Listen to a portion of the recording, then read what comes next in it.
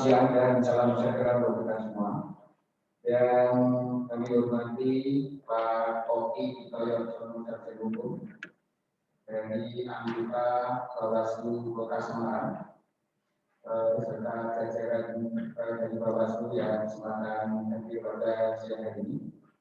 Yang kami hormati Pak Dr. Wahyu Widodo SHMU, Wakil Dekan Fakultas Hukum Universitas Negeri Semarang, Pak Akrudi, Pak Sekrogi, dan segenap Ibu Bapak dosen Fakultas Hukum Universitas Negeri Semarang. Yang kami hormati saudara pengurus BEM, pengurus HIMA, segenap mahasiswa Fakultas Hukum Universitas Negeri Semarang, dan saudara panitia yang telah menyelenggarakan kegiatan pada siang hari ini yang saya cintai dan saya banggakan. Pertama, mari kita panjatkan puji syukur kepada Allah Subhanahu wa Ta'ala yang telah memberikan rahmat dan hidayahnya sehingga pada kesempatan siang hari ini kita bisa berkumpul baik di Universitas Negeri Semarang ini secara offline dengan perhatian yang sangat terbatas dengan perhatian standar protokol kesehatan ketat. Yang berikutnya, saudara mahasiswa yang mengikuti daring dari rumah masing-masing, dan alhamdulillah pelaksanaan siang hari ini kita bisa bertemu dalam keadaan sehat walafiat. Yang kedua kalinya atas nama pimpinan Fakultas Hukum Universitas Negeri Semarang pada kesempatan ini tentunya menyampaikan ucapan terima kasih dan penghargaan yang setinggi-tingginya kepada Bawaslu Kota Semarang yang pada kesempatan ini telah hadir anggota Bawaslu Kota Semarang Bapak Oki Kitoyono Sarjana Hukum beserta jajaran dan telah menyempatkan hadir di Fakultas Hukum di Universitas Negeri Semarang ini. Ibu, Bapak, dan saudara mahasiswa yang saya banggakan, pelaksanaan kuliah umum pada kesempatan siang hari ini adalah bagian dari tindak lanjut MUI, perjanjian kerjasama antara Fakultas Hukum Universitas Negeri Semarang dengan Bawaslu Kota Semarang, yang mana meliputi Tridharma Perguruan Tinggi, baik pengajaran, penelitian, dan pengabdian. Mahasiswa Fakultas Hukum pada MUI diberikan kesempatan untuk bagaimana melakukan penelitian, melakukan pengabdian, bahkan pada kesempatan ini termasuk pengajaran dan hadir dari Bawaslu yaitu kuliah umum. Hal ini dimaksudkan bagaimana agar para mahasiswa tidak saja memahami dari sisi ilmu secara akademik, namun demikian ada ilmu-ilmu, ada pengetahuan yang juga didapat terkait dengan bagaimana sebenarnya peran Bawaslu dalam pengawasan dan penegakan hukum pemilu. Sebagaimana telah saudara mahasiswa ketahui bahwa undang-undang itu ada undang-undang pidana, ada undang-undang non-pidana yang tentang pemidanaan, dan di antaranya undang-undang pemilu adalah undang-undang non-pidana yang juga tentang pemidanaan. Sehingga dengan kuliah umum ini bagi mahasiswa Fakultas Hukum Universitas Negeri Semarang ini diharapkan mampu bagaimana untuk bisa memberikan edukasi kepada masyarakat, bagaimana sesungguhnya peran Bawaslu dalam pengawasan dan penegakan hukum pemilu yang mana pada kenyataannya para mahasiswa hidup di dalam lingkungan masyarakat yang terlibat langsung dalam kegiatan pemilu ini. Yang ketiga kalinya tentunya atas nama pimpinan Fakultas Hukum kami permohonan maaf yang setinggi-tingginya jika pelaksanaan ini tidak bisa berjalan dengan lancar karena sangat disebabkan oleh faktor-faktor yang mungkin saja sinyal yang tidak bagus dan lain sebagainya. Namun demikian tentunya sesungguhnya dari pihak Humas terima kasih yang telah menyediakan, telah menyiapkan, telah mempersiapkan dengan sedemikian rupa sehingga pelaksanaan ini insya Allah mudah-mudahan dapat berjalan dengan lancar. Secara khusus terima kasih Humas Universitas Semarang yang telah menyiapkan sejak kemarin. Mudah-mudahan nanti suaranya Pak Oki Kitoyono ini dapat sampai di mana-mana karena memang ini pakai Zoom yang mana para mahasiswa kami berada di daerah yang jauh, ada yang dekat dan sekitar apa ya, di lingkungannya sangat memungkinkan sinyal tidak tersampaikan. Namun demikian, mudah-mudahan dengan kesempatan ini para mahasiswa menggunakan waktu yang sebaik-baiknya agar mendapatkan sejumlah informasi, sejumlah pengetahuan dari Bawaslu Kota Semarang ini. Saya kira itu, Ibu Bapak yang saya hormati dari saya, dan selebihnya kami mohon berikutnya nanti Pak Kopi Itoyo Sarjana memberikan ilmu dengan tema peran Bawaslu dalam pengawasan dan penegakan hukum pemilu. Dengan mengucap Bismillahirrahmanirrahim, Kuyamu yang diselenggarakan kerjasama antara Bawaslu Kota Semarang dengan Fakultas Hukum Universitas PTN Semarang dengan tema peran Bawaslu dalam pengawasan dan penegakan hukum pemilu.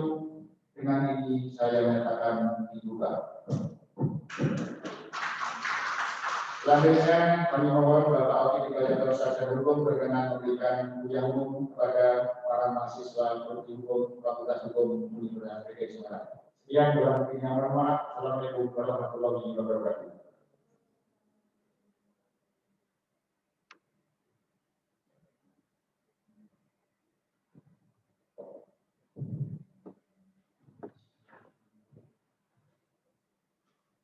Assalamualaikum warahmatullahi wabarakatuh. Selamat siang, salam sejahtera bagi kita semuanya. Yang saya hormati, Pak Dekan, Pak saya hormati Bapak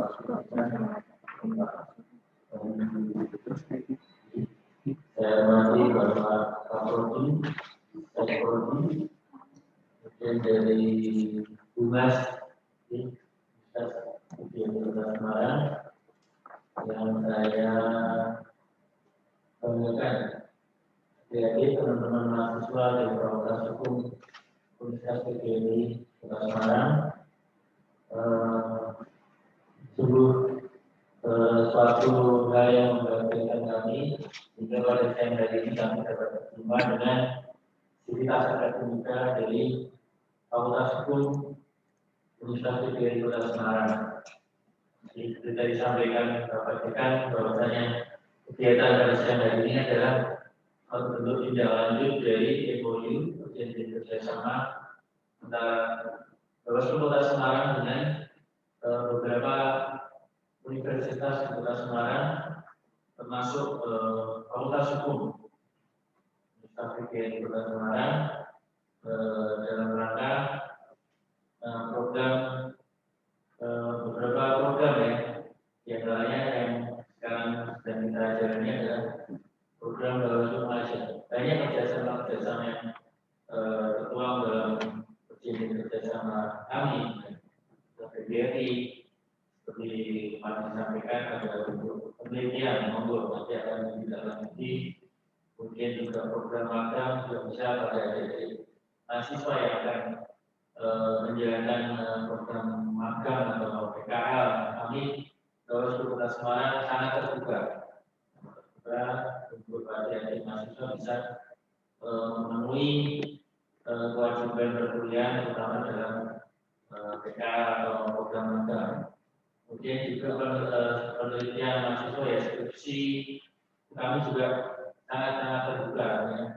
Jika penelitian sudah pada masanya menjalani untuk skripsi pada skripsi kami dari Bawaslu sudah dengan sangat terbuka membuat dari mahasiswa bisa melakukan penelitian skripsi di Kota Semarang atau penerimaan tentang pengawasan pemilu maupun banyak hal yang bisa adik-adik lakukan di Kota Semarang.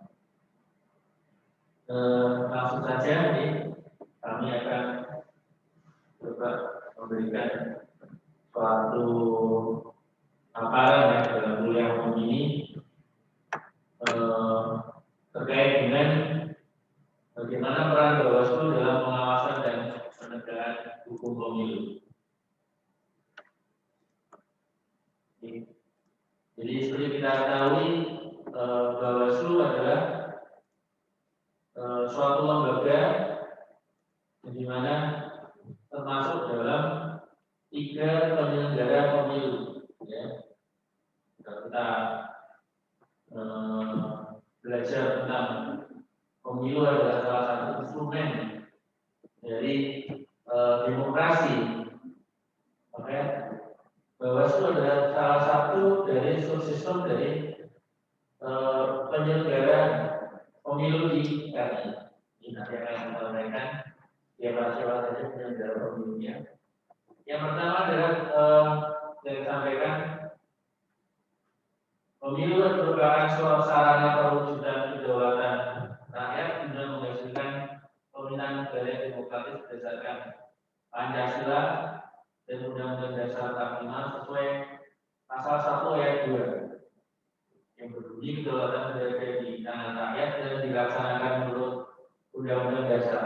Itu jelas tertuang di dalam UUD 45.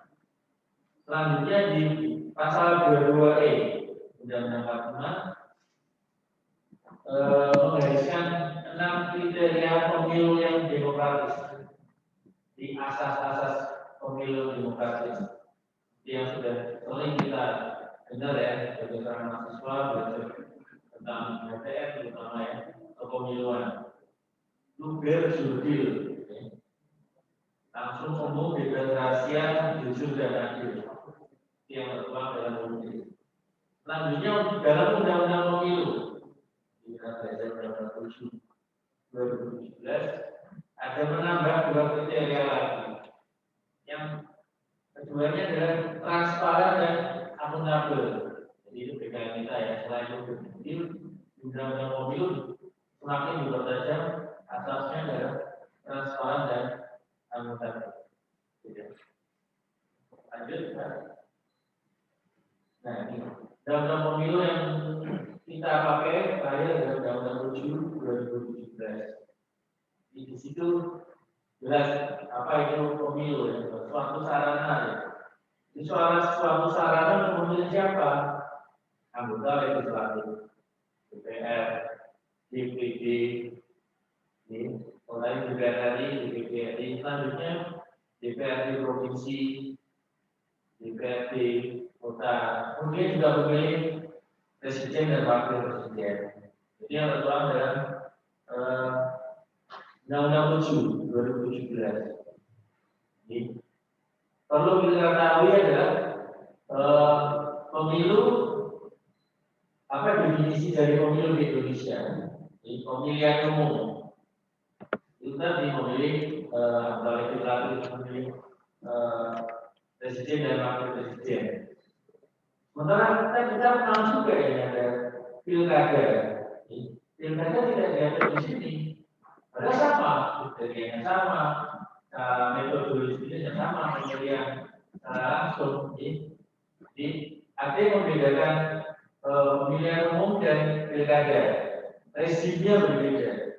Ya, kalau pemilu kita mengacu Undang-Undang 7 2017 pemilihan umum ya, pileg pilpres, ya banyak disebut seperti itu ya, pileg pilpres. Sementara untuk pilkada itu diatur dalam Undang-Undang 10 2016 pemilihan kepala daerah, gubernur, wakil gubernur, wali kota, wakil wali kota, bupati, dan wakil bupati. Itu diatur dalam Undang-Undang 10 2016 ya. Mari kita terakhir kan pemilihan Semarang ya pertama Undang-Undang 10 2016 untuk pemilihan wali kota dan wakil wali kota yang alhamdulillah sudah berjalan lancar. Jadi secara teologis pemilu dianggap sebagai tahap paling awal dari berbagai rangkaian kehidupan tata negara, merupakan motor penggerak mekanisme sistem politik di Indonesia. Lanjut, Mas. Pemilu mempunyai 4 fungsi utama. Pembentukan yang pertama adalah pembentukan legitimasi penguasa dan pemerintah. Bagaimana supaya penguasa ya dalam bentuk pimpinan kita ya, seperti wakil presiden itu mendapat legitimasi. Caranya melalui pemilu. Sarana demokrasi yang konstitusional adalah melalui pemilu. Berikutnya adalah pembentukan perwakilan politik rakyat. Jadi perlu diingat kedaulatan ada di tangan rakyat, tetapi kedaulatan di tangan rakyat disalurkan melalui wakil-wakil rakyat di legislatif. Yang ketiga fungsinya adalah sirkulasi elit penguasa di perputaran ya, perbuatan elit penguasa. Terakhir adalah pendidikan politik bagi masyarakat, bagaimana mereka tahu hak-haknya dalam berpolitik, kewajibannya seperti apa, mereka harus patuh pada regulasi-regulasi undang-undang pemilu dan lain sebagainya. Lanjut, kan? Kemudian tujuan pemilu. Pemilu sebagai implementasi kedaulatan rakyat. Tadi ya, rakyat.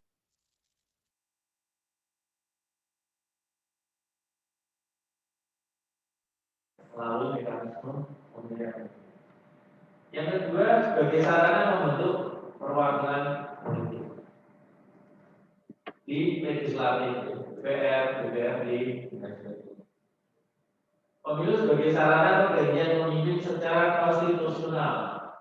Kalau di negara-negara lain ada yang penggantian pemimpinnya secara kudeta, ada pembergantian pemimpinnya turun-temurun karena negaranya dalam monarki.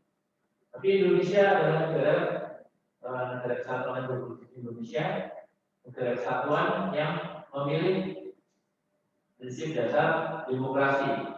Pemilihan pemimpinnya ya dengan cara pemilihan umum. Selanjutnya sebagai sarana pemimpin politik memperoleh legitimasi. Ya. Bagaimana cara melalui legitimasi? Melalui pemilu. Ya. Tidak bisa salah satu pihak mengklaim saya sebagai pemimpin. Tidak bisa. Tetapi harus mekanisme pemilihan umum. Masa jabatannya 5 tahun ya 5 tahun sampai selesai. Tidak bisa hanya berdasarkan orang pemimpin. Yang terakhir, pemilu sebagai sarana partisipasi politik masyarakat. Bagaimana mendorong masyarakat untuk bisa menggunakan hak politiknya dalam pemilu. Selanjutnya, Mbak, kita menginjak ke regulasinya. Penyelenggara pemilu. Siapa saja penyelenggara pemilu menurut Undang-Undang 7 2017? Yang pertama adalah Komisi Pemilihan Umum beserta jajarannya.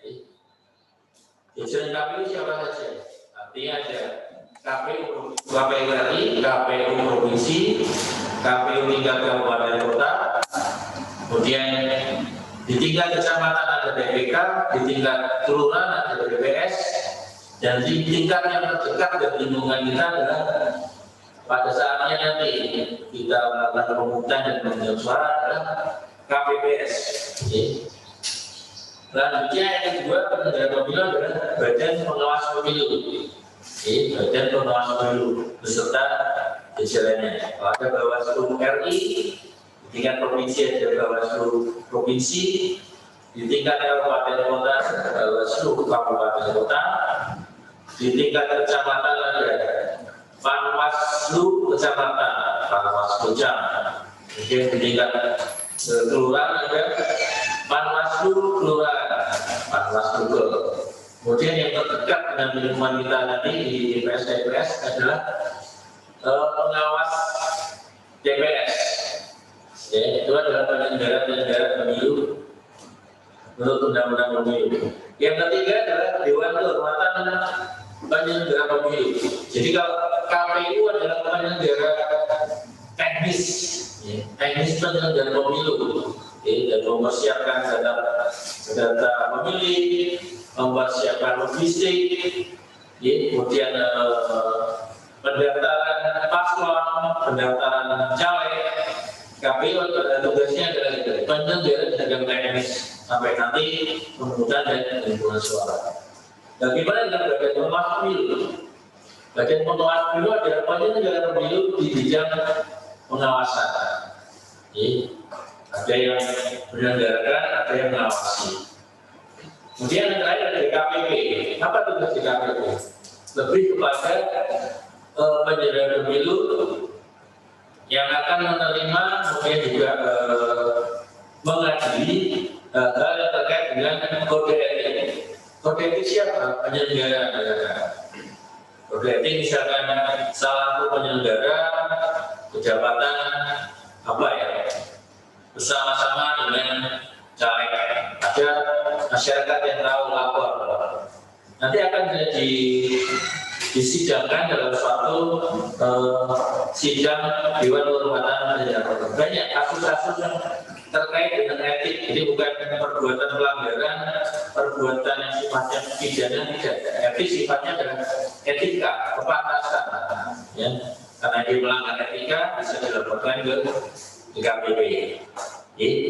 Kemudian itu tentang penyelenggara pemilu. Selanjutnya kita mengajak Bawaslu. Kalau Bawaslu adalah badan pengawas pemilu, seperti tadi saya sampaikan, penyelenggara pemilu di bidang teknis pengawasan. Yang ini bisa dibaca ya, banyak di sini tugasnya ya. Yang bisa poin-poin yang saya ambil adalah melakukan pencegahan dan penindakan terhadap pelanggaran pemilu dan adanya sengketa proses pemilu. Ya, sengketa proses artinya dalam tahapan-tahapan. Artinya bukan sengketa tentang hasil yang didapat. Paslon A hasilnya sekian, paslon B hasilnya sekian. Ini bukan namanya Bawaslu. Kalau Bawaslu namanya sengketa proses. Ketika misalkan ada salah satu pasangan calon atau caleg yang tidak lolos dalam daftar calon tetap caleg oleh KPU tidak diloloskan karena yang bersangkutan merasa tidak puas karena dia merasa saya memenuhi syarat atau dalam paslon wali kota syarat hukumnya memenuhi, kenapa tidak diloloskan? Yang bersangkutan bisa mengajukan permohonan sengketa. Jadi ada satu kemajuan dari Undang-Undang 7/2017, Bawaslu tidak hanya mengawasi, kalaupun ada sifatnya kajian, ada pelanggaran yang dalam undang-undang lalu, Bawaslu hanya bersifat memberikan rekomendasi di suatu pelanggaran, Bawaslu memberikan rekomendasi untuk menindak. Tetapi dalam Undang-Undang 7/2017, Bawaslu punya kewenangan. Kalau istilahnya adalah Bawaslu punya kewenangan mahkota untuk sebagai majelis musyawarah, majelis yang bisa memutus, ya, mengeksekusi permohonan sengketa yang diajukan kepada Bawaslu. Kesan masyarakat selama ini Bawaslu yang cuma nyopot di biro, ya. Jadi ternyata Bawaslu punya kewenangan lebih sebagai hakim musyawarah, ya, hakim yang sifatnya bisa mengeksekusi dari putusan-putusan dari permohonan sengketa. Ya. Selanjutnya ada juga bisa dibaca ya. Selanjutnya yang D adalah mengawasi pelaksanaan tahapan di pemutahiran data pemilih, karena namanya data pemilih itu dinamis. Ya. Kemarin data terakhir kita untuk pilwakot tahun 2020. Nanti menjelang pemilu serentak 2024, pasti data pemilih akan berubah dinamis. Ada yang tidak, ya. Ada yang meninggal, ya. Ada yang 17 tahun, ya, kita sudah bisa memilih. Ada yang pensiun jadi TNI Polri, sudah punya hak ini. Ada yang masuk jadi TNI Polri, dia sudah tidak bisa memilih. Jadi data pemilih terlalu dinamis. Itu termasuk dalam pengawasan yang dilakukan oleh Bawaslu. Di selanjutnya ini bisa dibaca. Jadi sampai penetapan hasil pemilu. Ini rangkaian penetapan dari tahapan pemilu, Bawaslu mengawasi itu semua.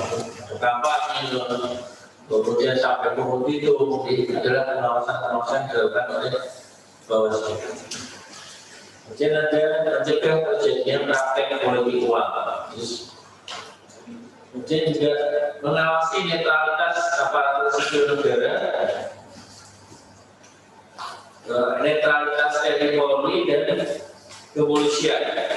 Netralitas artinya aparat-aparat ASN ya, kemudian juga TNI Polri dituntut netralitasnya dalam pemilu, tidak memihak. Bayangkan saja ada suatu kontestasi ternyata ASN kita memihak, TNI Polri kita memihak. Ya, karena itu undang-undang mengamanatkan syarat netralitas ASN dan TNI Polri. Lanjut, Pak. Kemudian mengawasi pelaksanaan putusan dari DKPP tadi, Bawaslu juga mengawasi. Bagaimana mengawasi putusan dari Bawaslu itu dibicarakan. Sengketa yang diajukan kepada Bawaslu, putusannya pun harus diawasi. Apakah dilaksanakan oleh penyelenggara pemilu bisa kan? Jadi dua-dua pihak apakah dilaksanakan atau tidak? Jadi pola pengawasan dari Bawaslu. Kemudian menyampaikan dugaan pelanggaran kode etik penyelenggara pemilu kepada DKPP. Jadi bisa dugaan, bisa laporan. Kalau di temuan dan laporan, kalau temuan itu dari jajaran Bawaslu, kalau laporan itu dari laporan masyarakat. Jadi partisipasi masyarakat itu aktif dalam melaporkan adanya suatu pelanggaran dan lain-lain. Kemudian menyampaikan juga tindak pidana pemilu pada Gakumdu. Jadi penting dicatat, kalau pemilu Bawaslu akan bekerja sama dengan Gakumdu. Ini penegakan hukum terpadu. Siapa saja Gakumdu? Bawaslu, kepolisian, dan kejaksaan sesuai tingkatannya. Jadi kalau kita di Bawaslu Kota, berarti kalau kami tergabung dalam sentra Gakumdu Kota Semarang, yaitu Bawaslu Kota Semarang, Kejaksaan di Kota Semarang, dan Kepolisian Polrestabes Kota Semarang. Itu tiga instansi yang manakala terjadi tindak pidana pemilu Kota Semarang. Jadi yang lain bisa dibaca. Lanjut, Mbak. Ya, kami akan mencoba mengajak teman-teman mahasiswa untuk sedikit menengok tentang perjalanan Bawaslu, sejarah Bawaslu. Next, Mbak. Itu ada video sedikit. Bawahnya ada play itu. Suaranya ada.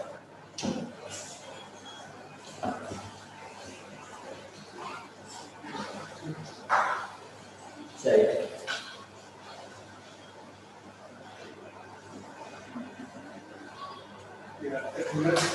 Yang mau karena ini perjalanan di Kolombo.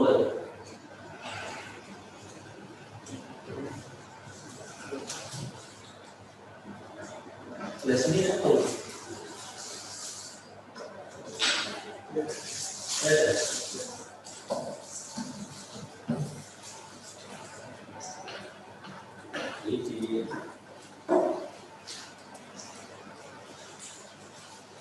Kita dulu Mas, akan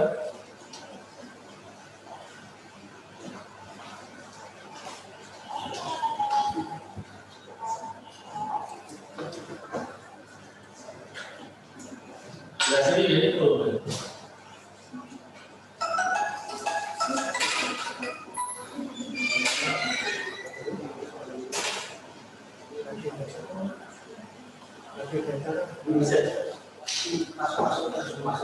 Masuk ya, jadi bisa terdengar ya. monggo dicermati itu sejarah dari Bawaslu bagaimana disampaikan nanti di pemilu pertama adalah 1955. Ini saat-saatnya kita masih berperang, pemerintah saat itu mengadakan pemilu untuk memilih perwakilan rakyat, itu konstituante saat itu. Kemudian tahun 71 masa Orde Baru, kalau disampaikan banyak protes, banyak pelanggaran pemilu yang dirasakan pada tahun 71, pemilu tahun 71. Satu apa ya, 10 partai di tahun 71. Kalau yang 55 itu puluhan partai. 71 10-an partai. Ya, kita menginjak di tahun 77, di partainya sudah 3, sudah ada fusi-fusi itu, partainya ada 3. Itu pun dirasakan masih banyak pelanggaran pemilu. Kemudian kita menginjak ke pemilu 82 tahun 1982.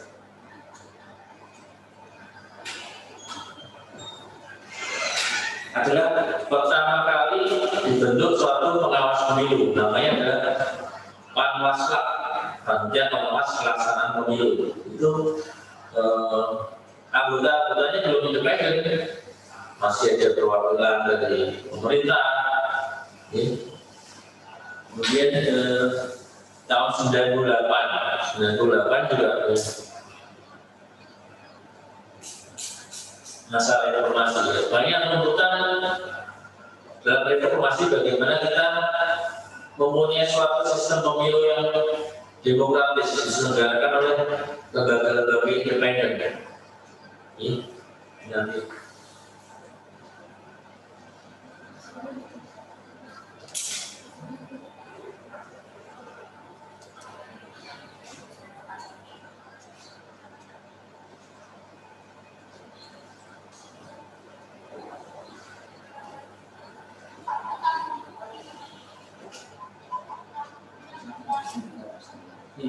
Tidak bisa. Bisa didengarkan kesulitan nggak? Kalau dia Nggak bisa baca. Soalnya nggak bisa masuk ke kamu. oh, next saja next.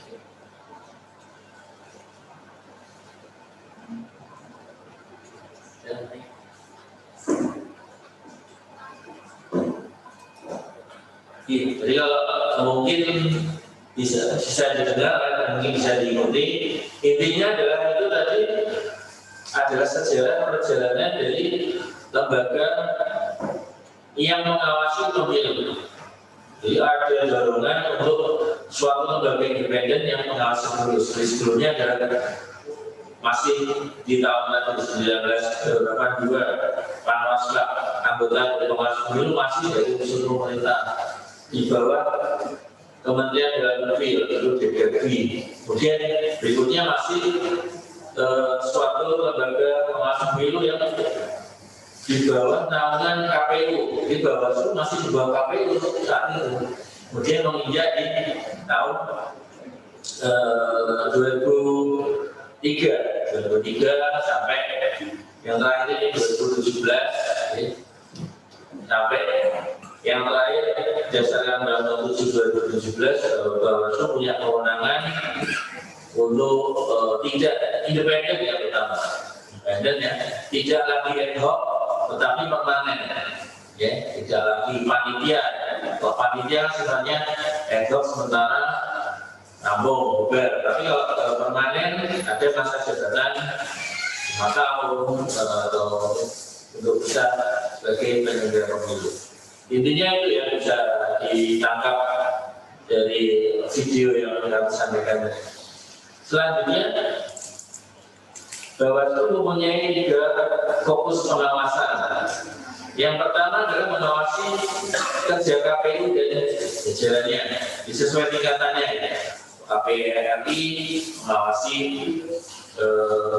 Bawaslu RI mengawasi KPU RI, provinsi mengawasi KPU provinsi. Kemudian dari kita kabupaten kota mengawasi KPU kabupaten dan kota sesuai tingkatannya. Selanjutnya mengawasi peserta pemilu, siapa saja peserta pemilu, partai politik, kemudian pasangan calon, kemudian calon legislatif, ada partai politik, ada calon legislatifnya, kemudian pasangan calon yang akan berkontestasi itu dalam pihak-pihak yang diawasi oleh Bawaslu.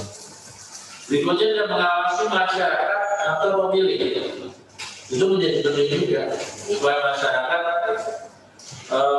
tidak melakukan pelanggaran. Dengan sosialisasi pencegahan masyarakat supaya tahu hal-hal yang dikatakan melanggar, masyarakat tidak melakukannya, ya. Jangan pemilu, kemudian juga di Bawaslu kalau misalkan yang pasang bulu-bulu lampu, kita mengacu ke peraturan wali kota, sudah jelas di situ. Kami sosialisasikan supaya masyarakat tahu. Jika ditemukan pelanggaran, Bawaslu akan memproses hasil temuan pelanggaran melalui tindakan sesuai dengan peraturan Bawaslu. Jadi laporan masuk, kami kaji apakah memenuhi unsur atau tidak. Kalau memenuhi unsur akan kami lakukan penindakan. Jadi di sini adalah Bawaslu sebagai wasit pemilu. Ini ada pelanggaran, ada penindakan. Next, Mbak. Kemudian bagaimana struktur kelembagaan Bawaslu tadi sudah saya singgung, ya, dari RI sampai pengawas TPS. Kalau RI ada 5 komisioner di Bawaslu RI. Kalau di Bawaslu provinsi saat ini ada 7 orang komisioner di Bawaslu provinsi. Tingkat kabupaten kota ada 5 komisioner. Kemudian di tingkat kecamatan ada 3 anggota Panwaslu kecamatan. Kemudian di tingkat kelurahan hanya satu petugas jajaran kita di tingkat kelurahan. Kemudian di pengawas TPS di H-25 plus H-3 sebagai pengawas TPS. Itu 1 orang juga yang akan melaporkan kejadian-kejadian pada saat pemungutan dan penghitungan suara. Lanjut, Mbak. Kemudian kita coba mengetahui apakah pengawasan pemilu. Kegiatan pengawasan pemilu adalah kegiatan mengamati. Di pertama kita lakukan mengamati. Kita melakukan pengamatan dulu, monitoring. Jadi tidak bisa jaga Bawaslu itu langsung menindak atau ya semacamnya. Tapi kita punya strategi utama adalah mengamati. Yang kedua adalah mengkaji atau memeriksa. Dari hasil pengamatan ketika ditemui beberapa kejadian yang dapat diduga dan lain sebagainya, kami harus melakukan kajian, memastikan sesuai ketentuannya. Ketika itu sudah dalam ranah kajian dan memenuhi atau tidak, ketika tidak memenuhi unsur-unsur pelanggaran, jadi artinya peristiwa tersebut tidak dapat ditindaklanjuti. Namun tapi kalau itu dalam analisa kita, kajian kita, dalam pemeriksaan kita memenuhi unsur juga, itu artinya bisa kita tindaklanjuti, tapi menilai, ya. Dalam penilaian kita ini bisa ditindaklanjuti sebagai suatu penindakan, sebagai suatu pelanggaran. Intinya mengamati, mengkaji, kemudian menilai. Benar salah konsekuensinya apa dalam proses penyelenggaraan pemilihan yang lanjut. Outputnya apa? Setelah melakukan pengawasan tadi, outputnya adalah secara aktif adalah temuan Bawaslu dan jajarannya ketika tadi monitoring di lapangan, kampanye, tahapan-tahapan pemungut hitung, kita menemui suatu pelanggaran. Artinya kita adalah keaktifan dari lembaga kita. Intinya kita menemukan suatu temuan. Yang berikutnya adalah yang sifatnya pasif. Kalau tadi aktif jadi sifatnya pasif. Kita mendapatkan laporan. Kalau tadi jajaran kita ya di kabupaten kota sampai ke kecamatan, kelurahan, sampai pengawas TPS itu adalah temuan. Tapi kalau di luar dari jajaran kita apa? Itu adalah sifatnya pasif, yaitu laporan. Kami mengharapkan keaktifan dari masyarakat terutama. Jadi ada program Bawaslu yang sifatnya pengawasan partisipatif. Jadi kami memahami jajaran kami sangatlah terbatas. Juga kami harus monitoring lapangan. Tetapi dengan peran serta dari masyarakat terutama ada suatu pengawasan partisipatif yang minimal memberikan informasi awal ketika menemukan pelanggaran yang ada. Bukan saatnya kampanye, tapi kampanye sampaikan pada jajaran kita. Itu suatu pelanggaran yang ada. Pelanggaran jadwal kampanye. Jadi pidana itu pelanggaran jadwal kampanye ini. Kemudian juga banyak pelanggaran administratif, pemasangan atribut kampanye yang tidak sesuai dengan undang-undang, masyarakat tahu laporan kami. Jadi tadi sifatnya adalah laporan pengawasan partisipatif dari masyarakat. Selanjutnya tahapan-tahapan apa yang diawasi? Kita masih bicara tentang pengawasan. Yang pertama adalah perekrutan badan ad hoc KPU. Tahapan pertama yang dalam proses pemilu biasanya adalah perekrutan badan ad hoc. KPU jajarannya tidak ada. BPK kecamatan kita awasi. Kenapa perlu diawasi? Misalkan terjadi, apakah yang melamar tentunya KPU, BPK itu sudah memenuhi syarat. Apakah tidak tergabung dalam partai politik? Kalau kita menuntut syarat netralitas, imparsialitas dari lembaga-lembaga penyelenggara pemilu, kita harus melihat apakah benar-benar bebas ya dari pelanggaran secara semua. Apakah secara umur memenuhi banyak persyaratan yang kita awasi dalam perekrutan. Selanjutnya pencalonan perseorangan pasangan calon atau partai politik. Secara banyak umur, kemudian apakah dia seorang ASN misalkan, kemudian juga pendidikannya, kalau syaratnya adalah sekolah menengah atas SLTA, dilihat dari ijazahnya. Ijazahnya juga harus bisa menunjukkan yang asli. Ya, ketika dia tidak bisa menunjukkan aslinya, artinya dia tidak memenuhi syarat. Kira-kira seperti itu pengawasan kita. Berikutnya adalah pemutakhiran data pemilih. Kita disampaikan data pemilih adalah dinamis, ya selalu berubah-ubah. Kemarin tanggal 2020, nanti menjelang pemilihan serentak 2024 pasti juga akan berubah-ubah. Itu termasuk dalam pola-pola pengawasan kita. Supaya apa? Supaya data pemilih yang digunakan dalam pemilu adalah data pemilu yang valid dan bisa dipertanggungjawabkan. Syarat dari pemilu yang berintegritas, syarat utamanya adalah daftar pemilu yang valid. Kalau tidak valid masih banyak protes dari beberapa pihak, artinya pemilu itu masih punya celah yang masih punya cacat. Tapi kalau daftar pemilihnya bisa dipertanggungjawabkan, maka pemilu itu bisa dipertanggungjawabkan. Selanjutnya adalah tahapan kampanye. Tahapan yang biasanya ramai, banyak pelanggaran, potensi pelanggaran yang terutama banyak. Secara administrasi ataupun pidana ataupun juga pelanggaran di luar undang-undang pemilu. ASN terutama ya, karena ASN tidak dalam pelanggaran di undang-undang pemilu, tapi ASN punya dalam pengenaan hukumannya dia ikut dalam undang-undang ASN.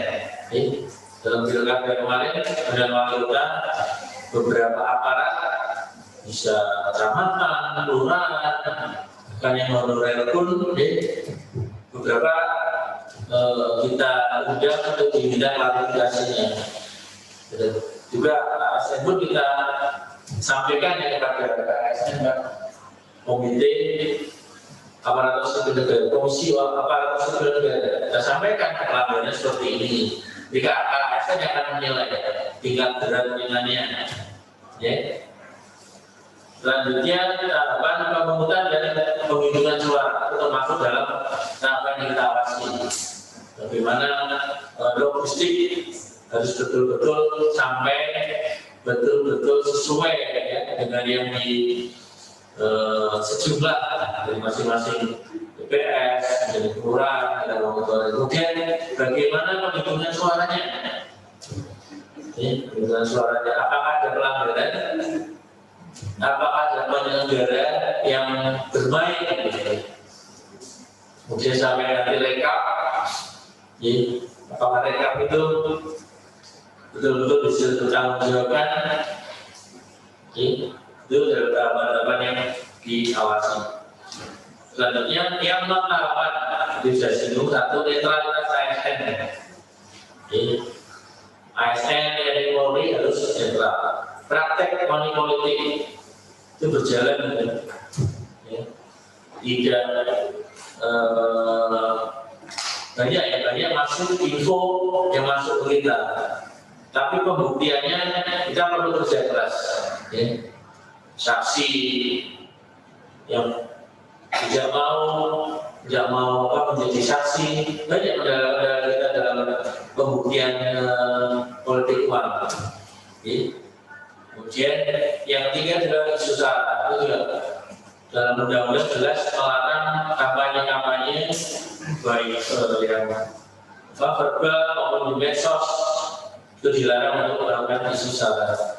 Dan non tahapan lainnya itu adalah pengawasan yang di luar tahapan. Selanjutnya kita meninjau, kalau tadi pola pengawasannya, kita meninjau dalam penindakan dan penanganan pelanggaran. Ada 3 masa dalam penindakan pelanggaran. Ada pra masa kampanye. Kampanye belum dimulai ini, tapi sudah banyak yang melanggar. Di bawah 10 tahun sudah menemui, sudah mulai kampanye di medsos.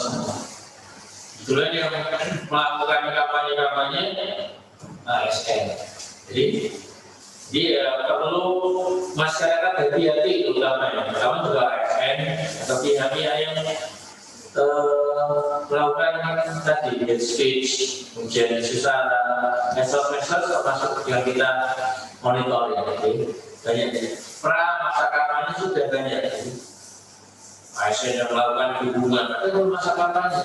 Belum masa pendaftaran dari pasangan calon, itu sudah mulai masuk gara-gara itu termasuk yang kita awasi. Dan itu terjadi di beberapa kabupaten kota. Selanjutnya terjadi pada masa kampanye ini. Jadi, kalau di Pilwapa kemarin kan masa kampanye ya sekitar 3 bulan. Tapi yang di masa Pileg Pilpres tahun 2019 itu sekitar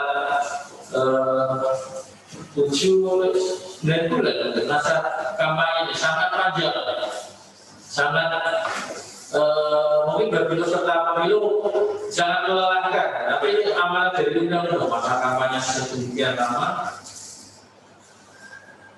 yang harus dilakukan. Selanjutnya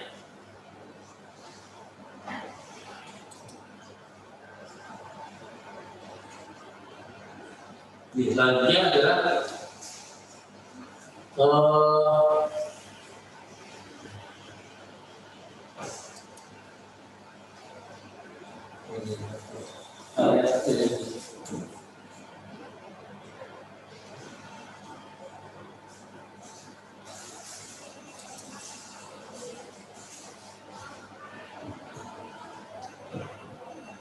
Oke, sekarang kita mengacu pada tentang tadi pengawasan, kita mengacu pada bagaimana penindakan ya Bawaslu.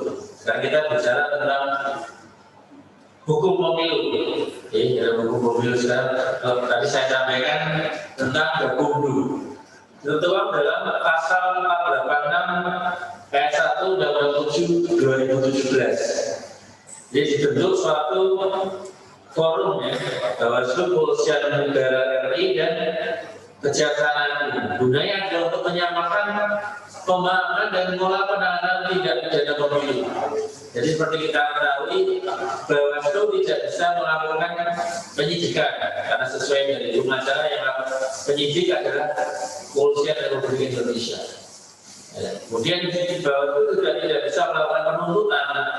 Yang bisa melakukan penuntutan adalah lembaga kejaksaan.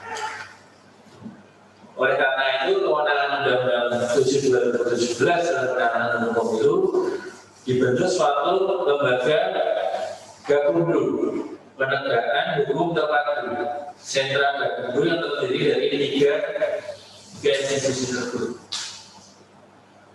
Kolaborasi tiga lembaga untuk penyatuan persepsi maupun gagasan dan komitmen satu visi dalam proses penanganan pelanggaran tindak pidana pemilu. Kemudian selanjutnya, jadi kalau kita bicara tentang penanganan pelanggaran bisa pelanggaran administrasi. Misalkan suatu caleg melakukan kampanye, kemudian alat peraga kampanye itu diletakkan di tempat-tempat yang tidak semestinya. Itu adalah merupakan suatu pelanggaran administrasi. Ya, kemudian ada lagi pelanggaran pidana, kampanye di luar jadwal. Jadi misalkan ada 10 partai politik, hari ini adalah kampanye dari A, B, C, ternyata C melakukan kampanye di hari ini, itu adalah kampanye di luar jadwal, adalah pelanggaran pidana pertama. Belum masanya kampanye, sudah kampanye. Mungkin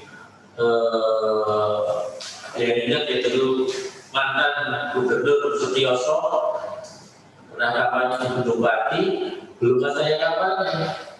Ya, tapi mungkin saking semangatnya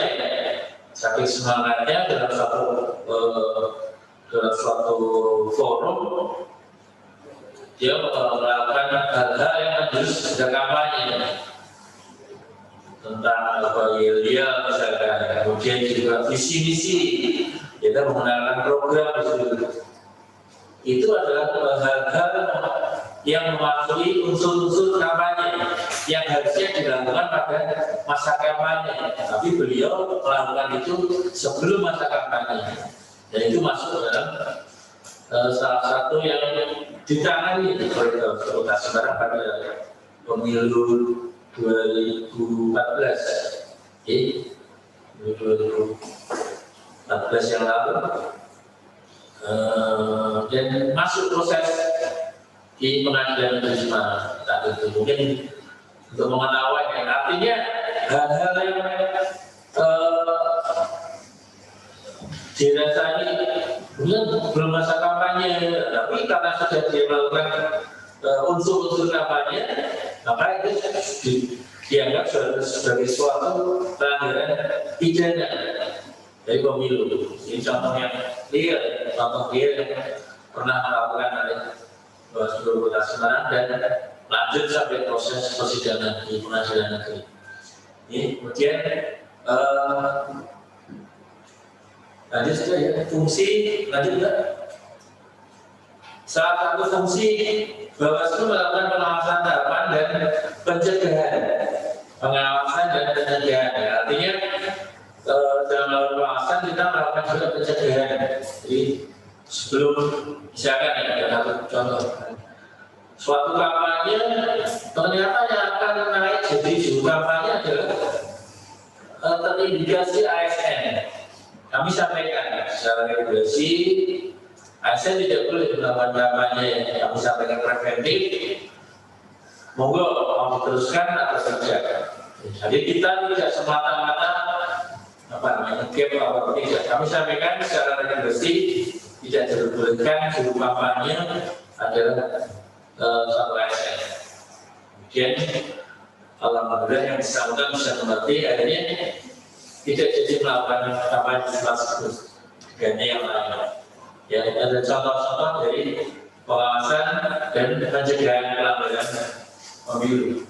Kemudian juga misalkan tempatnya di tempat kampanye itu seharusnya di tempat A misalnya. Ternyata berpindah ke lingkungan rumah ibadah.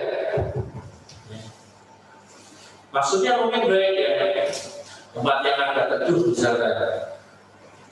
Tetapi secara regulasi dalam pemilu itu tidak diperkenankan. Jadi kami sampaikan, walaupun maksudnya baik, tapi karena menjadi suatu potensi pelanggaran, maka tidak diperkenankan untuk melaksanakan kegiatan kampanye di rumah ibadah. Ya, jadi suatu pola-pola yang kami sampaikan dalam pengawasan dan pencegahan. Selanjutnya terdapat fungsi Bawaslu yang strategis signifikan menghindari potensi pelanggaran muncul dengan strategi pencegahan yang optimal. Kemudian Bawaslu juga diharapkan mampu melakukan penindakan tegas, efektif dan menjadi hakim pemilu yang adil. Ini selanjutnya Bawaslu diharapkan dapat mendorong memperkuat pengawasan masyarakat. Sampaikan tadi, Bawaslu mengharapkan partisipasi aktif dari masyarakat, terutama dalam ikut mengawasi jalannya pemilu. Agar berperan aktif, laporan pengawasan dapat lebih tajam menjadi fakta hukum, dapat ditindaklanjuti sesuai regulasi, mampu memberikan efek jerah. Harapannya tidak dilakukan lagi karena banyak contoh yang bisa membuktikan bahwa pelanggaran pidana pemilu bisa naik juga sampai, jadi tidak bisa dianggap sanksinya terlalu ringan, hanya sanksi administrasi, karena ada pelanggaran-pelanggaran yang sifatnya pelanggaran pidana, pelanggaran hukum pidana yang bisa dijatuhi vonis oleh majelis hakim. Tadi money politik, ya, yang terutama adalah money politik. Bahkan money politik dalam pilkada tidak hanya pemberi, ya, pilkada Undang-Undang 10 2016 tidak hanya memberikan money politik saja yang dipidana, penerima pun bisa kena. Jadi kalau samanya masyarakat terima uangnya, ternyata dalam pilkada penerima pun bisa. Jadi lain dengan Undang-Undang 7 2017, hanya memberi saja yang bisa diterima, yang bisa dikenai pidana. Tapi dalam Undang-Undang 10 2016 pilkada, baik pemberi maupun penerima dapat dikenai pidana. Ya, itu yang bisa perlu kita tahu semua tentang masyarakat. Bawaslu harus hadir menjadi solusi terhadap berbagai tuntutan melakukan pengawasan dan penindakan berbagai pelanggaran pemilu yang dilakukan siapapun, baik itu peserta pemilu, penyelenggara pemilu ataupun masyarakat. Jadi adalah suatu wujud komitmen dari Bawaslu bagaimana supaya pemilu yang kita cita-citakan ini betul-betul ada suatu pemilu yang bisa kredibel, berintegritas. Semua tahapan kita awasi supaya meminimalisir hal-hal yang menjadi potensi pelanggaran. Kita minimalisir semua tahapan tadi, rekrutan badan ad hoc misalkan. Jangan sampai ada celah ternyata ini masih tergabung dalam parpol. Kami yakin pola-pola pengawasan kita tidak ada, karena Ya banyak cara mendeteksi dari syarat-syarat ketentuan dalam. Kemudian juga dalam kampanye terutama supaya tidak ada money politik, dan netralitas ASN, ya. Kemudian kampanye di luar jadwal. Kami selalu bersama jajaran kami selalu mengedepankan pola-pola pengawasan yang preventif, ya. Kemudian melalui forum-forum sosialisasi, kami menyasar selain dengan perguruan tinggi, ya, sosialisasi kami ke seluruh unsur masyarakat, ya. Ormas, pemuda, kemudian juga stakeholder, kemudian juga dari kaum milenial, kaum difabel pun kami sapa. Artinya kami tidak kaum perempuan juga kami harapkan keikutsertaannya dalam pembahasan kepemiluan. Kami harapkan semua turut serta. Artinya tidak bisa pengawasan kepemiluan dibebankan kepada kami saja. Kami butuh peran serta dari semua elemen masyarakat, bersama-sama gitu ya. Sudah diingatkan, ya. Jadi sesuai dengan tagline kita, ya, bersama rakyat awasi pemilu, bersama Bawaslu tegakkan keadilan pemilu. Itu makna yang sangat dalam yang harus kita pegang. Bagaimana kita mewujudkan suatu demokrasi yang sehat, suatu pemilu yang berintegritas, kredibel, dan bisa kita pertanggungjawabkan. Ini mungkin bisa dibaca, keberhasilan atau kegagalan pemilu ditentukan banyak faktor. Eksistensi dan peran strategis Bawaslu memiliki kewenangan besar, tidak hanya sebagai pengawas, tapi juga sebagai eksekutor untuk memutus perkara. Peran konstruktif dan aktif dari kita semua diperlukan demi terwujudnya pemilu berintegritas. Sampai kita diambil dari paparan yang kami sampaikan. Jadi pada intinya apa yang sudah kami sampaikan pada forum kuliah umum ini, pada Sivitas Akademika dari Universitas Fikih Kota Semarang, kami harapkan bisa menjadi suatu pemahaman bagaimana kita menjelang pemilu serentak 2024. Tapi gengsengnya sudah mulai. Kalau Anda lihat di medsos ini sudah masif, ya, calon-calonnya siapa atau nanti bentuknya akan seperti apa. Sementara kita di jajaran juga dalam diskusi-diskusi FGD atau apa, semuanya mengarah pada pemilu 2024. Artinya semakin dini kita mempersiapkan, semakin dini panjenengan semua siap-siap dalam memahami dalam nantinya pelaksanaan pemilu 2024. Harapan kami semua, kami yakin terutama dari mahasiswa ini yang nantinya akan terjun di masyarakat, ya,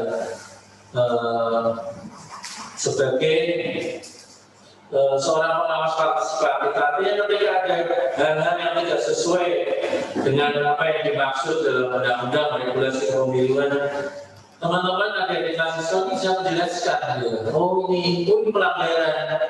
Oh ini tidak diperbolehkan. Oh ini netralitas ASN tidak boleh. Netralitas yang memenuhi.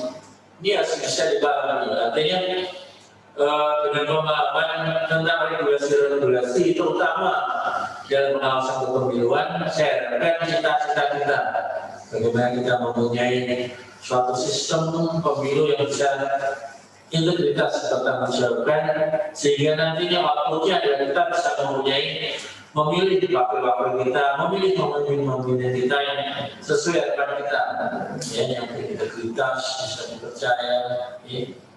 Adalah cita-cita semua. Ya. Itu saja paparan dari kita. Sekali lagi terima kasih pada Bapak Dekan dari pihak Universitas PGRI Kota Semarang. Juga tak lupa adik-adik teman-teman mahasiswa yang mengikuti perkuliahan umum ini, baik di gedung ini maupun di ruangan ini, kemudian juga yang dari rumah. Kami ucapkan terima kasih atas perhatiannya. Semoga apa yang saya sampaikan bisa bermanfaat dan memberikan nilai tambah bagi keilmuan dari semua. Itu saja, saya akhiri. Wassalamualaikum warahmatullahi wabarakatuh. Terima kasih dari yang disampaikan oleh Pak Oki Butoyo Kesono, sarjana hukum, di mana memang yang namanya tugas Bawaslu itu kan tidak semudah itu. Jadi bisa menampung, bisa mengawas, bisa menampung aspirasi atau keluhan dari masyarakat jika pelaksanaan pemilu belum sesuai, sudah ada banyak sekali yang dilanggar. Maka inilah kesempatan kepada para mahasiswa. Silakan, ini ada 3 pertanyaan ya Bapak ya. Jadi silakan, ada 3 pertanyaan barangkali. Yang pertama silakan. Silakan, nanti disebutkan nama ya. Ya. Silakan.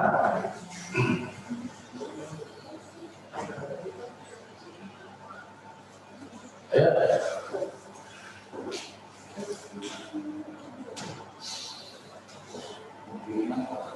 Ya, termasuk para mahasiswa yang tadi mendengarkan, yang ada di rumah, silakan ada yang mau ditanyakan. Ya, silakan.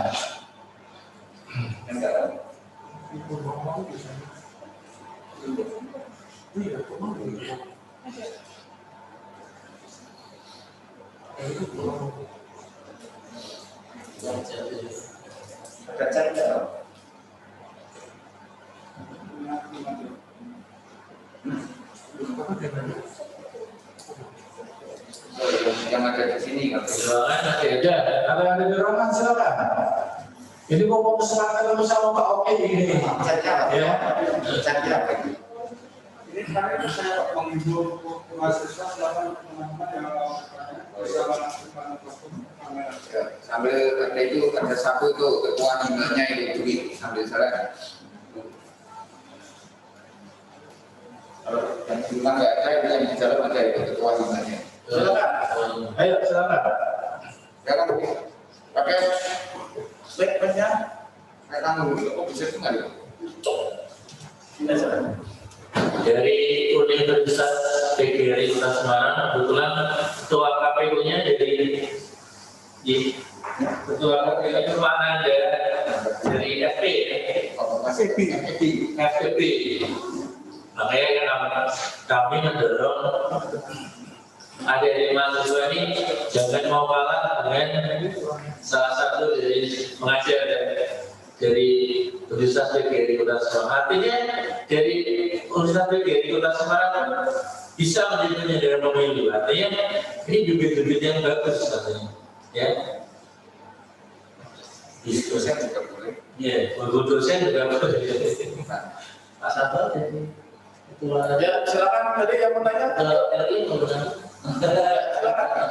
Ya, itu namanya berdiri aja, berdiri. Ya. Oh, dari sini biar kelihatan dari ya. Dari sini enggak. Di situ nanti di samping yang tempatnya. Pas sebelah kanannya Pak Mayu, sebelah kanannya Pak Mayu biar kelihatan. Yesus. Nah, ke sini. Nah.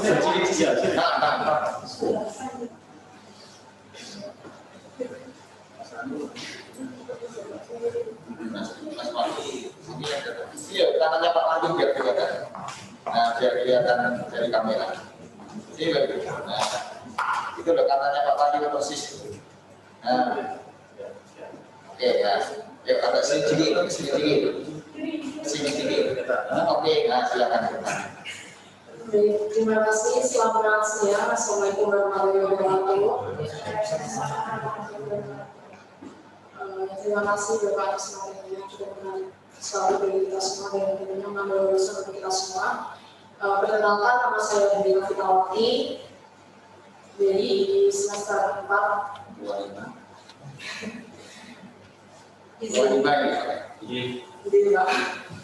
Izin bertanya bahwa seperti yang telah dijelaskan tadi, bahwasanya jika terjadi pelanggaran itu kan lapornya melalui dari Bawaslu tidak bisa melaporkan gitu ya Pak. Dan itu lalu prosedurnya jadi pelaporan jika kita di lapangan mengetahui adanya tindak kecurangan, lalu langkah yang pertama kita ambil sebagai misal kita sebagai saksi di situ, itu prosedurnya seperti apa Pak? Curangan apa maksudnya? Penghitungan suara atau? Misal penghitungan suara yang biasa ada yang jaga seperti itu. Mungkin itu saja Pak. Terima kasih. Assalamualaikum warahmatullahi wabarakatuh. Ya, terima kasih. Atau barangkali kita tampung dulu di Waki, atau masih ada lagi, silakan. Ayo. Ya, barangkali yang ada di rumah sudah siap. Silakan. Kalau belum, kita pertanyaan pertama tadi supaya Pak bisa untuk memberikan satu gambarannya, mohon Pak. Terima kasih Pak. Pertanyaan dari Mbak Dwi Nurfitawati ya, dari Pak Afrikan Ketua Lima ya. Ini calon penyelenggara pemilu nanti next ya, Insya Allah ya. Jadi pertanyaan pertama tentang kalau ada laporan ya, bagaimana ketika ada laporan. Jadi proses pelaporannya bisa berjenjang, Mbak. Ketika dia tidak harus di Kota Semarang, tetapi kan ada jajaran Bawaslu di tingkat kecamatan atau kelurahan. Jadi yang terdekat saja. Misalkan laporan, saya kasih contoh misalkan ada suatu kampanye di luar jadwal, misalkan hari ini harusnya parpol caleg ABC, ternyata caleg dari parpol F dia melakukan kampanye di hari ini, misalkan hari ini ada kegiatan di pintu PKK, misalkan. Jadi seseorang yang mengetahui itu bisa melaporkan kepada jajaran kami di tingkat kelurahan atau di tingkat kecamatan atau jajaran yang terdekat. Bisa saja langsung, kan ada medsos kami, misalkan baik itu melalui WhatsApp, melalui Facebook, melalui email. Jadi ada mungkin bisa dicari di mana, di portal-portal kita, di medsos kita, bagaimana cara menghubungi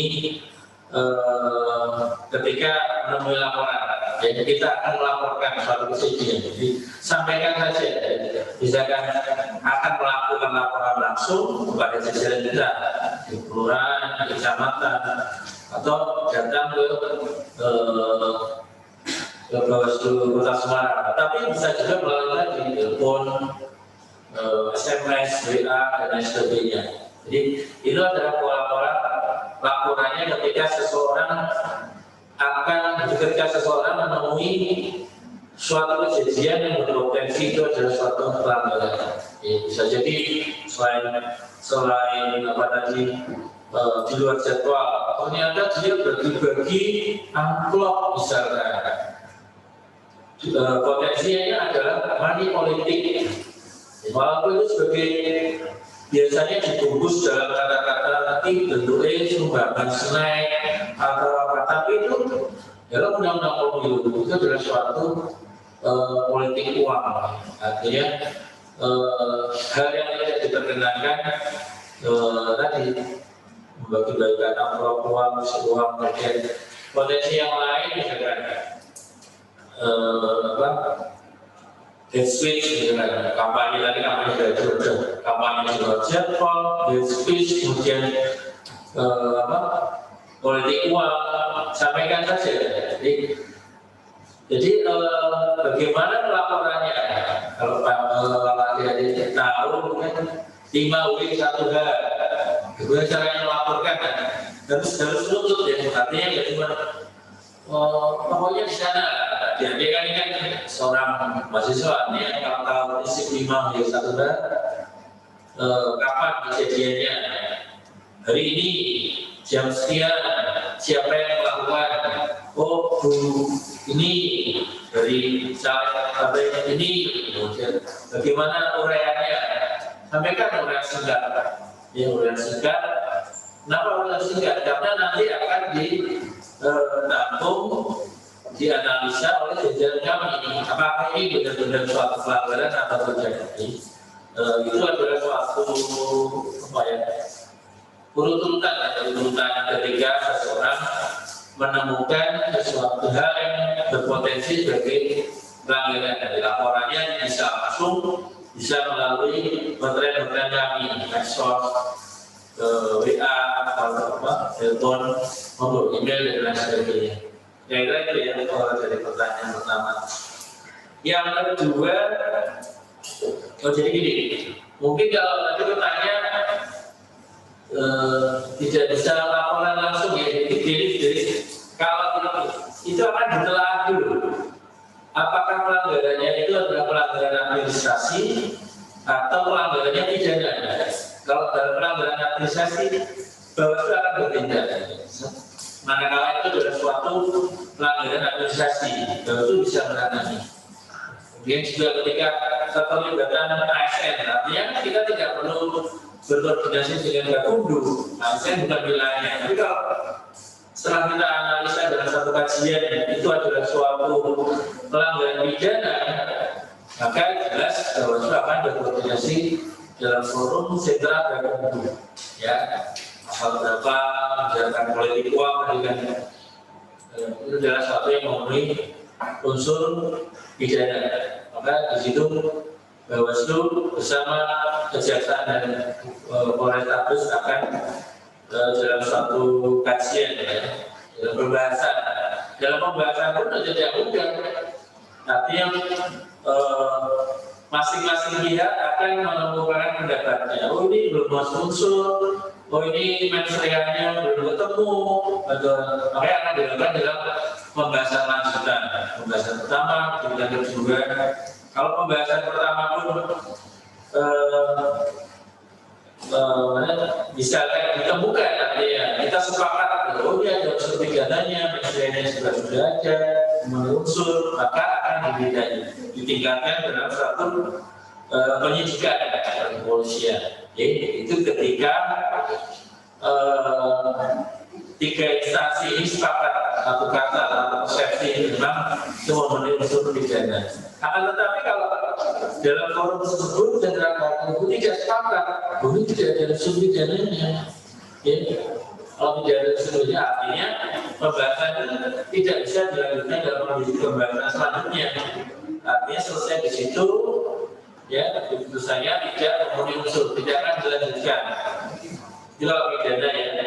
Tapi ketika tidak bisa dilanjutkan dalam pembahasan pidana, masih bisa dimungkinkan dalam peraturan melanggar peraturan hukum lainnya, ya, peraturan hukum lainnya atau juga pelanggaran administrasi. Jadi tergantung dari kajian-kajian yang dilakukan oleh Bawaslu Kota Semarang. Jadi misalkan pidananya tidak ditemukan, tidak menutup kemungkinan bisa dilakukan penindakan berdasarkan pelanggaran administrasi ataupun pelanggaran hukum lainnya. Kira-kira seperti itu ya kalau yang pertanyaan pertama. Pertanyaan kedua tentang bagaimana apabila terjadi kecurangan dalam penghitungan. Saya kasih ilustrasi, penghitungan suara itu kan berjenjang di tingkat TPS, ya, dengan TPS artinya dari jam 7 sampai jam 12. Kemudian istirahat, penghitungan suara jam 1 sampai selesai. Itu biasanya yang terjadi adalah salah jumlah, salah total, salah tulis, ya, artinya hal-hal yang biasa terjadi. Kalau apa? Dalam arti apabila itu bisa diselesaikan di tingkat TPS tersebut, itu harus kan dalam selain KPPS ada juga pengawas TPS tadi ya, dari jajaran kita, KPPS ada dari jajaran KPU, ada jajaran kita dari pengawas TPS, kemudian juga ada saksi-saksi ya. Kalau saksi dari paslon, kemudian juga pemilu saksi dari parpol, ya, saksi dari parpol. Itu harus pihaknya harus berembuk bagaimana ini menyikapi ketika terjadi salah tulis, salah total dan sebagainya diselesaikan dengan TPS. Tapi ketika salah satu pihak itu benar-benar menemukan suatu kecurangan, ya, artinya pihak tersebut bisa melaporkan melalui jajaran kami, TPS, Panwaslu Kelurahan, Panwaslu Kecamatan, kemudian kami akan juga turun untuk mensupervisi, menindaklanjuti apakah betul ada suatu kecurangan. Ya. Misalkan di tadi kan saya sampaikan penghitungan suara itu kan berjenjang. TPS nanti akan dihitung lagi, direkap di tingkat kecamatan. Jadi kelurahan tidak ada langsung di tingkat kecamatan, di bagian TPS penghitungan suara di tingkat kecamatan. Itu juga diawasi oleh jajaran kita di tingkat kecamatan. Apakah betul-betul sudah sesuai dengan form hasil dari hasil penghitungan suara dari TPS tersebut. Kemudian kita coba rekap dengan kelurahan Perongan misalnya, mana Bandian Lampet sampaikan. Ketika itu tidak sama, tidak cocok, itu akan sesuai mekanisme ya. Apakah akan dihitung ulang, apa membuka kotak, buka plano, mana yang keliru, yang formnya siapa ini? Apakah formnya dari saksi, apakah hasil dari form yang kita pegang misalnya, itu semua harus klop. Artinya ketika belum klop, belum sepakat, artinya penghitungan suara kan belum bisa disahkan. Jadi kalau semua sudah klop, artinya TPS-nya sah, TPS berikutnya sah. Penghitungan suara adalah terjadi. Jadi diharapkan kecurangan-kecurangan yang kita khawatirkan tidak terjadi. Pernah terjadi kecurangan yang dilakukan oleh penyelenggara pemilu, artinya tingkat TPS real, kemudian menginjak ke tingkat kecamatan. Tingkat kecamatan sementara real, rekap sampai jam 12 malam misalkan. Semua sudah diberikan ya hasil rekapnya ini, caleg, pejabat platformnya. Kemudian berikutnya dengan form yang dia terima, ternyata jumlah suara yang dia dapat berbeda. Sesuai dengan perhitungan suara, dia tidak bisa sebagai caleg jadi. Itu terjadi dari mahasiswa. Artinya ada satu kecurangan dari penyelenggara pemilu dengan cara sedemikian rupa. Jadi yang form yang formulir yang diberikan kepada caleg ya atau parpol ternyata berbeda dengan apa yang menjadi rekap di tingkat TPS. TPS satu kelurahan Japil misalnya. Caleg kan hanya dari 3 Japil misalnya. Japil Sumatera Barat, Japil Galian, ternyata perhitungan suara yang saya rekap sendiri kok berbeda. Ada protes di tingkat kota. Akhirnya dibuka planonya, ternyata yang betul adalah plano cocok dengan yang dipegang oleh caleg tersebut. Ada manipulasi dari oknum penyelenggara pemilu untuk menyulap. Motifnya apa ya mungkin ya, dia bekerja sama dengan oknum-oknum untuk meloloskan, ya ternyata itu pun bisa disisir, artinya kecurangan-kecurangan itu ketika lolos di tingkat DPS kecamatan, tapi di tingkat kabupaten kota, ketika salah satu protes menyampaikan itu bisa dibuktikan. Ini mana yang benar? Jadi kalau tingkat DPS tidak ada masalah, tingkat kabupaten kecamatan tidak ada masalah, tingkat kabupaten kota tidak ada masalah, tapi di tingkat Mahkamah Konstitusi itu masih jadi masalah. Itu yang menjadi sesuatu yang apa ya? Menurut kami tidak bisa dipahami oleh kemarin kan ada saksi, ya, ada saksi dari masing-masing parpol dari calon. Kenapa tidak pengawasannya berjenjang? Ketika ini sudah sah, ada tanda tangan juga dari masing saksi tersebut, tapi di tingkat yang rendah masih mempermasalahkan kecurangan di sini. Artinya kan satu dari yang lucu itu kejadian yang terjadi di mengacu pada kira-kira kemarin. Kira-kira seperti itu Mbak di Novitawa ini ya, ada tanggapan lagi? Izin menanggapi Pak. Seperti beberapa waktu lalu itu sempat lihat berita sih Pak, terjadi kecurangan. Jadi di salah satu daerah itu rata-rata memilih suara itu jatuh ke satu partai keseluruhan dan dicurigai ada kecurangan di situ, dan mungkin dari sini diadakan pemilihan ulang seperti itu Pak. Ini bisa ditangkap ya pertanyaannya. Kalau ada tadi ya, sifatnya kan kecurigaan, sifatnya kecurigaan. Ketika kecurigaan itu apakah bisa dibuktikan? Bisa dibuktikan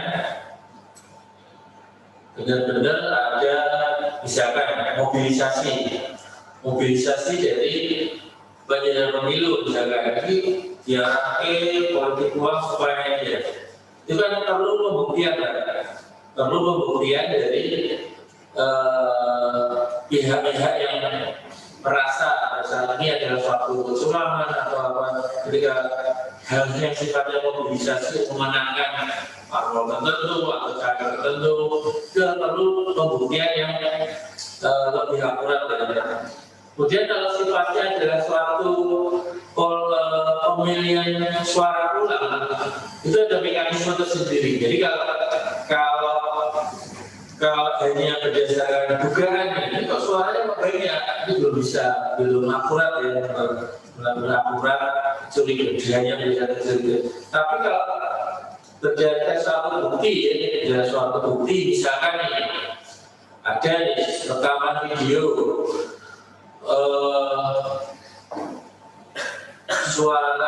surat suara yang tidak terpakai, coblos dewi, banyak kita lihat di medsos, itu suatu indikasi pidana.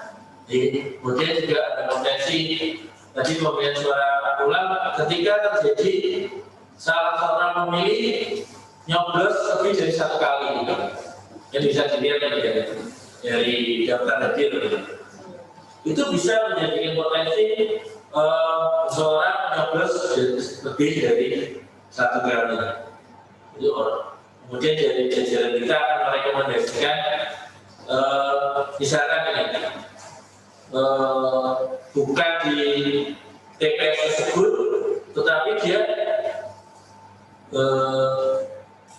misalkan ya ada kejadian tidak masuk DPT,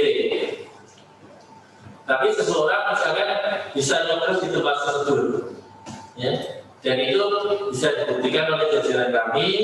Loh, ini kok bukan memang tidak masuk DPT, tapi bisa nyoblos di DPS tersebut, ya. Ada potensi untuk bisa melakukan pemilu ulang, ya. Yang tadinya sudah selesai ternyata disyaratkan untuk dilakukan pemungutan suara ulang. Yang dari luar kota ya suruh kembali. Artinya seperti ini. Misalkan pernah terjadi juga misalkan waktu pilpres surat suara tertukar.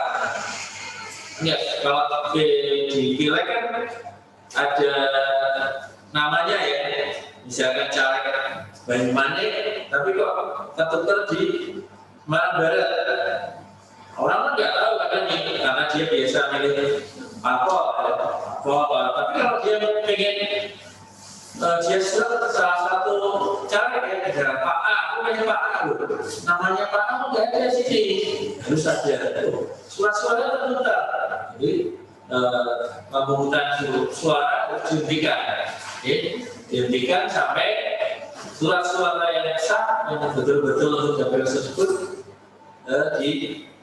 ditemukan, didistribusikan sesuai dengan peruntukannya di TPS tersebut. Itu pernah terjadi yang bukan pernah, sering terjadi ya, itu pendistribusiannya itu salah dapil dan sebagainya, itu bisa dari pemungutan suara dihentikan untuk selanjutnya menunggu surat-suara yang sesuai bisa terdistribusikan. Jadi tadi sampaikan kalau hanya dugaan ada kecurangan, selama itu belum akurat, belum bisa dibuktikan, tidak bisa menjadikan itu pemungutan suara ulang. Jadi harus bisa betul-betul dibuktikan tadi sesuai ketentuan.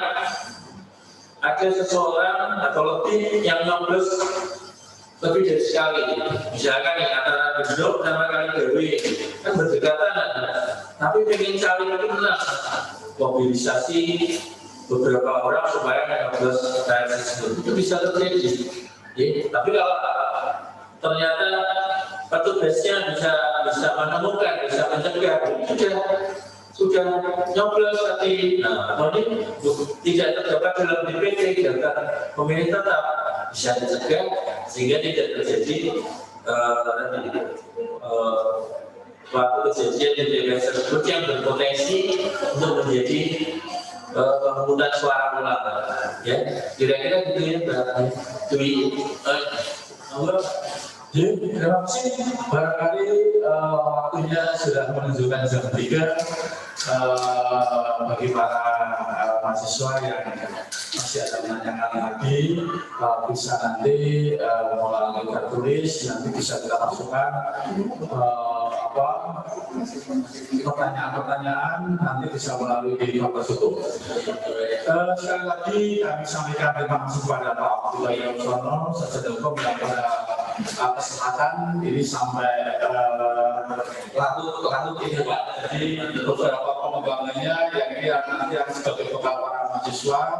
Jadi di saat nanti baik itu di lingkungan kampus maupun di tersedia masyarakat, paling tidak adalah segera kita ada beberapa teori atau beberapa pengalaman-pengalaman yang disampaikan oleh Pak Pi.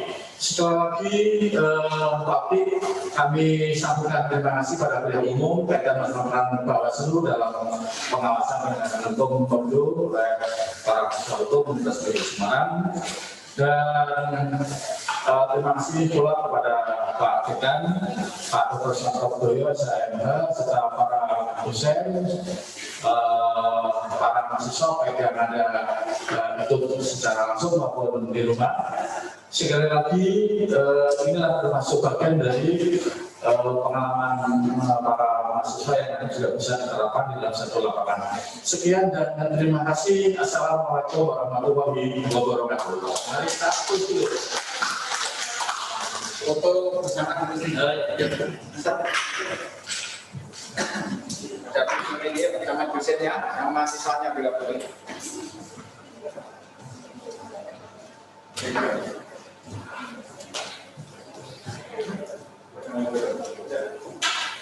Ya, dosen itu, ya mahasiswanya ikut. Mahasiswa yang berikan ini main buka soal aku. Satu lagi kayak kekuatan ini.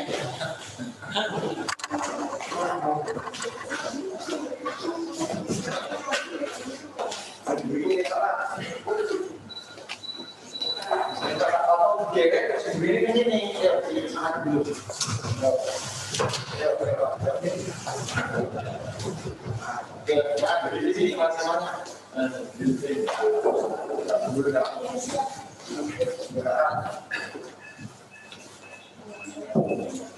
Nanti martamu masuk terus minta tolong masih.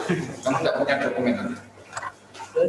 Satu dan kamera, 1, 2, lagi, 1, 2. Ya ini dulu. Kamu. 1, 2, lagi 1, 2, 1, 2.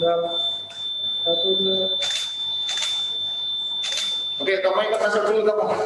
Sampai lulus nggak? Pernah foto nggak? Ya dikasih tahu minta tolong masuk.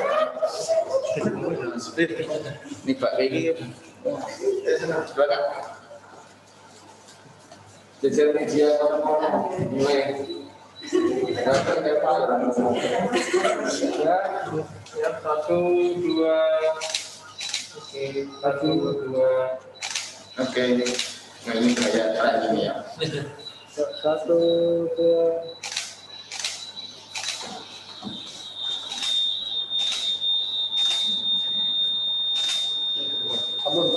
Ada?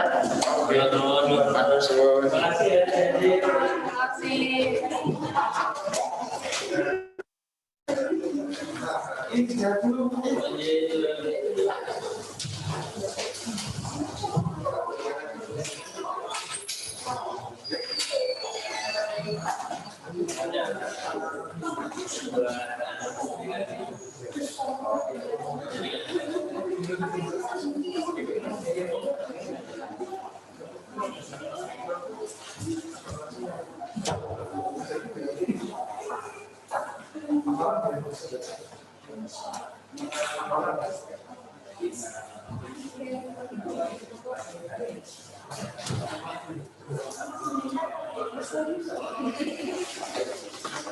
Ya, tentunya saya atas nama pimpinan Fakultas Hukum Universitas Negeri Semarang ini, saya sebagai dekan tentunya menyambut baik atas pemberiannya MUI kerjasama antara Fakultas Hukum dengan Bawaslu.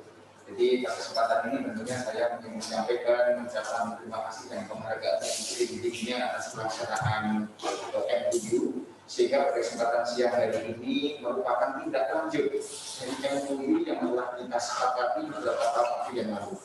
Nah tentunya MUI ini dimaksudkan bagaimana agar penyelenggaraan Tridharma sudah tinggi nanti setidaknya atau mahasiswa kami dari Fakultas Hukum di sini khususnya mampu bagaimana memahami sebenarnya peran Bawaslu di dalam bagaimana menegakkan hukum di pemilu ya di pemilu. Nah tentunya mahasiswa ketika nanti dalam masyarakat bisa mengintegrasi.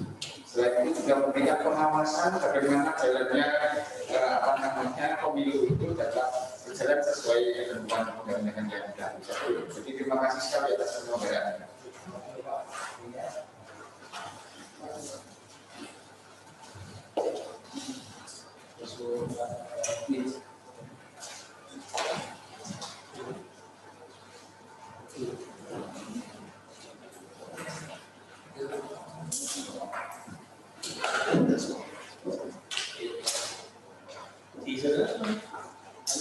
Yang saya naik dulu ya, kasih koordinasi. Sing bimbingan siapa itu? Ini dia. Kalau dia saya mau kasih.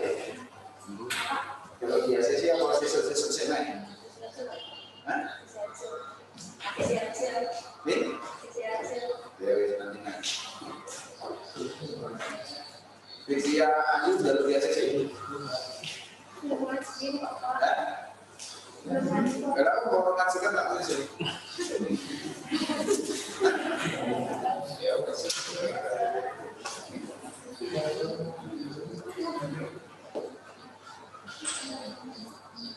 Itu terima kasih Pak Pi. Salam untuk pimpinan, salam untuk ini. Terima kasih atas karunia. Mudah-mudahan nanti hal-hal lain kalau itu bisa secara langsung langsung dunia, artinya Lebih ya. iya